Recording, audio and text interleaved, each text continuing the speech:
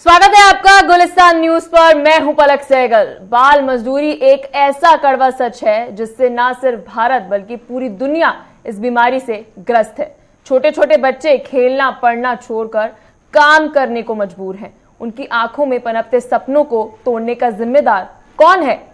हालांकि हमें यह समझाना होगा, बच्चे देश का भविष्य ही नहीं वर्तमान भी हैं। आज हम दुनिया भर में बढ़ रही बाल मजदूरी के विषय पर करेंगे चर्चा, लेकिन इससे पहले मैं चाहूंगी आप रिपोर्ट देखिए।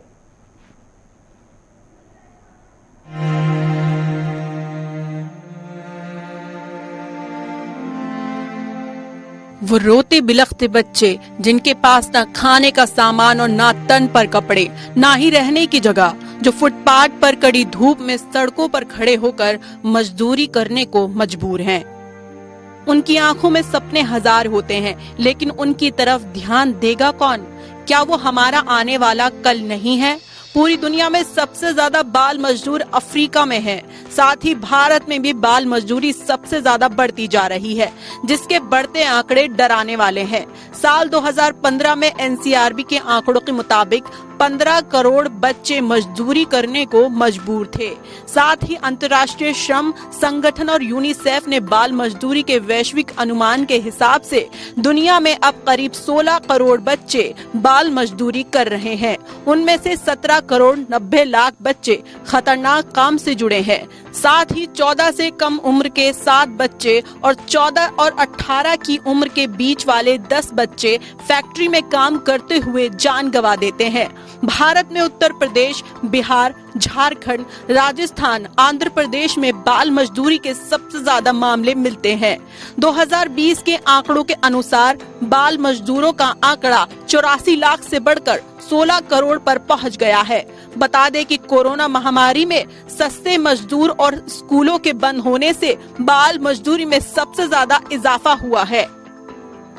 दुनिया में बाल मजदूरी का आंकड़ा इस तरह है। 16 करोड़ बाल मजदूर दुनिया में हैं, जिनमें 59% लड़के और 42% लड़की हैं। वहीं कहां-कहां पर बाल मजदूर पाए जाते हैं? 70.9% कृषि क्षेत्र में, वहीं 17.2% सेवा क्षेत्र में, वहीं 11.9% उद्योग क्षेत्र में बाल मजदूर पाए जाते हैं।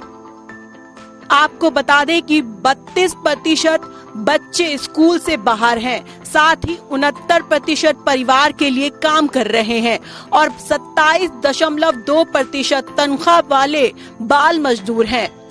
World day against child labour हर साल 12 जून को दुनिया भर में मनाया जाता है। इसकी शुरुआत 2002 में इंटरनेशनल लेबर यूनियन ने की थी। इसका मकसद 14 से कम उम्र के बच्चों से मजदूरी ना करवाना, उन्हें शिक्षा दिलाने के लिए जागरूक करना है। भारत में भी बाल मजदूरी को कम करने के लिए कई कानून बनाए गए, ताकि भारत में बच्चों से जबरन काम करवाने वालों पर रोक लग सके। भारत में बाल मजदूरी पर कानून बनाए गए हैं। पहला कारखाना अधिनियम 1948 में बनाया गया, जिसमें 14 साल से कम होने पर फैक्ट्री में काम करने पर रोक लगाई जा सके। वहीं बाल श्रम निदेश व नियमन कानून 1986 में बनाया गया, जिसमें बाल मजदूरी करने वाले व्यवसाय पर रोक लगे। बच्चों की देखरेख एवं संरक्षण अधिनियम 2015 में बनाया गया, ताकि कानून का उल्लंघन करने वालों को दंड मिले। साथ ही 2009 में निशुल्क और अनिवार्य शिक्षा का अधिकार अधिनियम बनाया गया, ताकि फ्री शिक्षा मिल सके। निशुल्क और अनिवार्य शिक्षा का कानून होने के बाद भी भारत में 6 से 13 साल के लगभग 60 लाख बच्चे स्कूल नहीं जाते। लगभग 36% लड़कियों और लड़के प्राइमरी एजुकेशन पूरी होने से पहले ही स्कूल छोड़ देते हैं। बाल मजदूरी हमारे देश के लिए गंभीर समस्या है। अगर इसे जल्दी नहीं खत्म किया गया तो यह हमारे देश के विकास में बाधक सिद्ध होगा। अगर हमें नए भारत का निर्माण करना है तो बाल मजदूरी को जड़ से उखाड़ फेंकना होगा। साथ ही गंभीरता से सोचने की जरूरत भी है।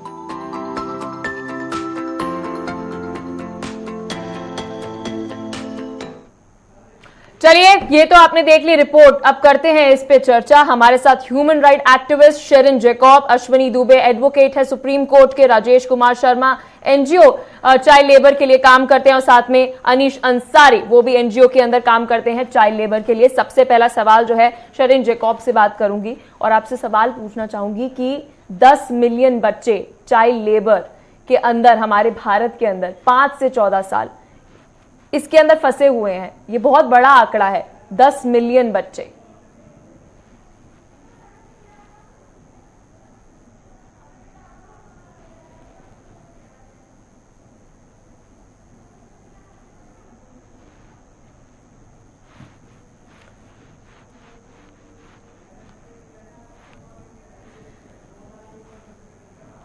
और जो चाइल्ड लेबर है ये बॉन्डेड लेबर की प्रैक्टिस में भी कन्वर्ट हो जाती है।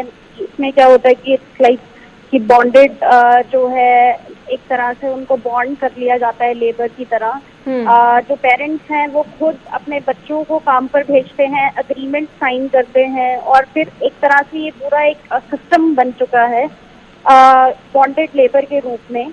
तो ये खाली एक केवल जिसे कहते हैं कि चाइल्ड लेबर नहीं है, बल्कि साथ ही एक बॉन्डेड चाइल्ड लेबर है। तो मैं चाहूंगी कि इसको हम एड्रेस करें एज बॉन्डेड वर्ड के साथ, बिकॉज इंडिया में जो देखी गई है प्रैक्टिस वो ये देखी जा रही है कि इसमें पेरेंट्स पार्टिसिपेट कर रहे हैं, अपने जो छोटे बच्चों को वो खुद सिग्नेचर्स करके किसी ना किसी तरह का उनके ऊपर डेट होता है, कोई किसी तरह का कुछ उधार होता है। मैं अनीश अंसारी से माफी चाहूंगी। शेरिन जैकब, आपने जो बात कही उसमें ऐड ऑन करके ये सवाल जो है अनीश अंसारी से पूछना चाहूंगी, वो भी एक एनजीओ के अंदर काम करते हैं।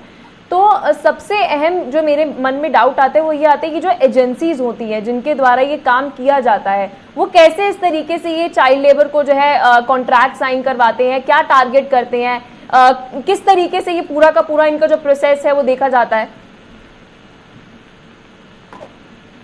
कुछ नहीं होता, बस इसको तो एक इलीगल रूप में अंजाम दिया जाता है इस काम को।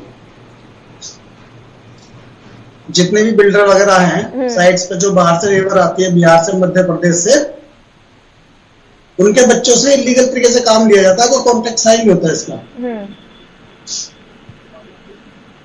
तो अभी शेरिन जैकब एक बात कह रही थी कि जो लोग थोड़े नीचे तबके के होते हैं, थोड़ा जिनके ऊपर ऑलरेडी फाइनेंशियल बर्डन होता है, तो उन लोगों को जानबूझ के टारगेट किया जाता है। तो क्या ये एक तरीके की पूरी इसके ऊपर ढूंढते रहते हैं कि ऐसे परिवार मिले और वहां पर जाएं और चाइल्ड लेबर जो है उनको बच्चों को लेकर आए और लालच दें कि आपको पैसे दिए जाएंगे, एजुकेशन दी जाएगी? किस तरीके से ये पूरा जो है शेरिन ये होता है? जी हाँ, ऐसे लोगों को। जी अनीश अंसारी बोलिए, आप बोल रहे थे कुछ। मैडम, एक्चुअली ऐसे एरिया को, ऐसे क्षेत्रों को टारगेट करते हैं लोग। कॉन्ट्रैक्टर जो होते हैं बीच के, बड़ी कंपनी छोटे कॉन्ट्रैक्टर को ठेका दे देती है। वो कॉन्ट्रैक्टर मध्य प्रदेश, छत्तीसगढ़, उत्तर प्रदेश के कुछ देहाती क्षेत्र जहां पर लोगों को ज्यादा पैसे की नीड्स होती है, उनको अपने साइट पर काम कराने के लिए लेकर आते हैं जी। और उसमें फिर वो अपने बच्चों को इसलिए यूज कराते हैं कि मतलब पैसे की आवश्यकता तो होती है, लेकिन इलीगल काम में जो कॉन्ट्रैक्टर भी उनका साथ देता। मैं अब थोड़ा इसको लीगल टर्म्स में आना चाहूंगी कि इसके ऊपर क्या लॉज क्या है। तो हमारे साथ अश्विनी दुबे एडवोकेट है सुप्रीम कोर्ट के। एक मेरी तरफ से ये सवाल है कि आज मैं जब पूरी रिसर्च कर रही थी तो इसके ऊपर मुझे पता चला कि 3 लॉज हैं। अगर कोई छूट रहा हो तो मैं आपसे रिक्वेस्ट करूंगी अश्विनी जी, आप मुझे बता दीजिएगा और थोड़ी रोशनी डालिएगा। एक चाइल्ड लेबर एक्ट, एक बॉन्डेड लेबर एक्ट और एक आईपीसी 370, ये 3 जो लॉज हैं इसके तहत जो है हमारे भारत के अंदर लेबर जो चाइल्ड लेबर है उसके ऊपर जो है हम कार्यवाही करते हैं। जी बिल्कुल, देखिए सबसे पहले तो इसके पहलुओं पर, इसके मुद्दों पर बात करके लीगल सिस्टम पर आएंगे, कॉन्स्टिट्यूशनल जो प्रोविजंस है उस पर भी चर्चा करते हैं। आज जो बाल श्रम है वो पूरी दुनिया के लिए एक चुनौती है। दुनिया के सारे देशों द्वारा बाल श्रम पर प्रतिबंध लगाने के लिए समय समय पर विभिन्न प्रकार के कदम उठाए गए और दुनिया भर में बाल श्रम की क्रूरता को समाप्त करने के लिए, जैसा भी आपने कहा कि हर साल 12 जून को विश्व बाल श्रम निषेध दिवस मनाया जाता है जी। अब जैसे अगर हम बात करें तो 2016 का जो आईएलओ का डाटा था आईएलओ के डाटा से पता चलता है कि हम विश्व को बाल श्रम से मुक्त कराने के मामले में भी मीलों दूर हैं।